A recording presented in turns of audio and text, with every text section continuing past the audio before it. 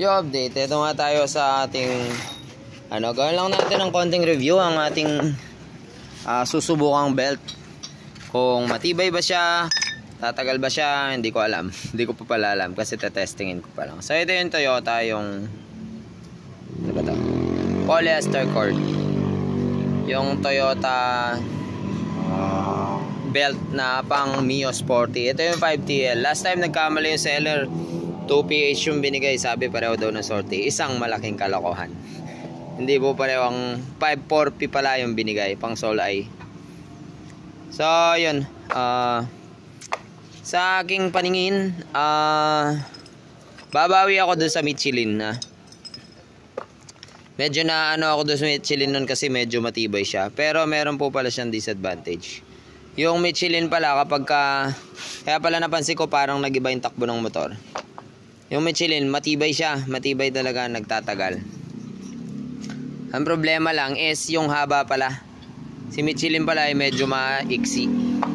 So kung medyo maiksi yung belt mo, lulubog yung belt dito. Sa duluhan naman, di siya ganong sasagad sa tore. So syempre mababawasan ka ng arangkada, mababawasan ka ng dulo.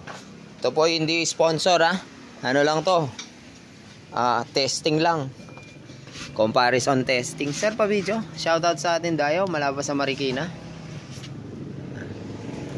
Ito may naka-Michelin si sir Ito nga yung ginamit ko nun, matibay talaga, matibay si Michelin.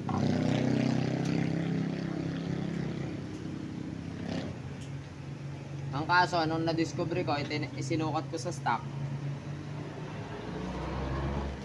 Siyempre kailangan nasa tama ang ating belt. Mas maikli siya.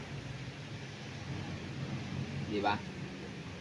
So kung mas maikli ang inyong belt, kulang sa arangkada, kulang sa dulo. Alright, pero thanks kay Michelin, nakailan din ako, matibay siya, tumatagal. So ito pwera na. Ay! Tapos na tayo doon. So nag-stock ulit ako. Ito. Sir, palapit ng konti.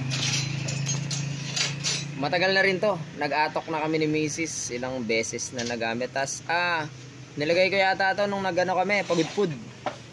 So buhay pa siya hanggang ngayon. Ano to? Stock 5TL. 5TL GAR. So ang kagandahan, nakita ko naman kay Toyota, kasi si Toyota nga naman, ayon doon sa kanilang advertisement, matibay daw si Toyota. Kasi gamit nga naman nila sa sasakyan Toyotang belt. Napakatibay, di ba?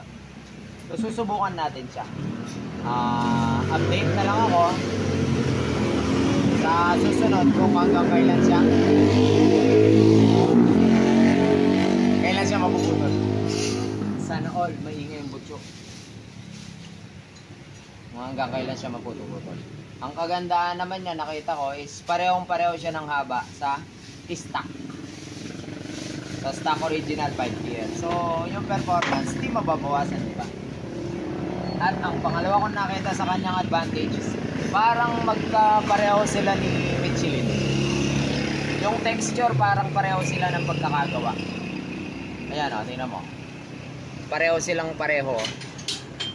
Di ba, sir? Habang yung stock di siya ganun pareho, di ba? So napansin ko, parehong-pareho sila ng pagkakagawa ni Michelin.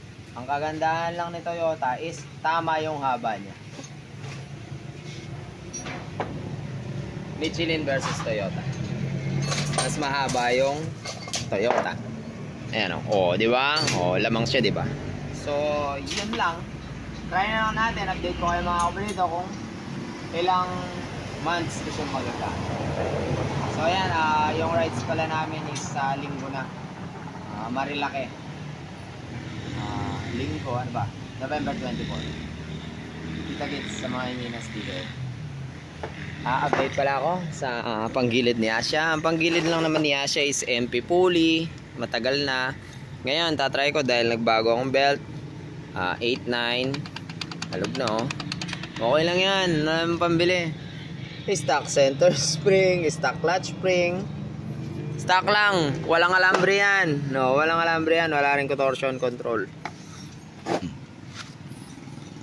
Yung lining ko nasunog sa Baguio last time, so ewan ko ano ng lining to nakalagay. JBT yun dati.